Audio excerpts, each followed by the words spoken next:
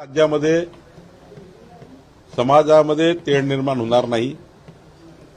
राज्यामध्ये ओबीसी मराठा समाज अमोरासमोर येणार नाही। समाजामध्ये असं कोणी वातावरण तयार करू नये, ओबीसी मराठा असे वातावरण तयार करू नये। नियमाने आहे त्या गोष्टी सरकार करत आहे आणि मला विश्वास आहे माननीय मुख्यमंत्र्यावर, माननीय मुख्यमंत्री देवेंद्र फडणवीसजीवर ओबीसी समाजाचा विश्वास आहे की माननीय मुख्यमंत्री देवेंद्र फडणवीसजी ओबीसी समाजावर कुठलाही अन्याय करणार नाही आणि मराठा समाजामध्ये ज्या कुणबी नोंदी आहे त्यांच्याबद्दलही जो स्पष्टता आहे त्याबद्दलही कुठलाही चुकीचा निर्णय होणार नाही।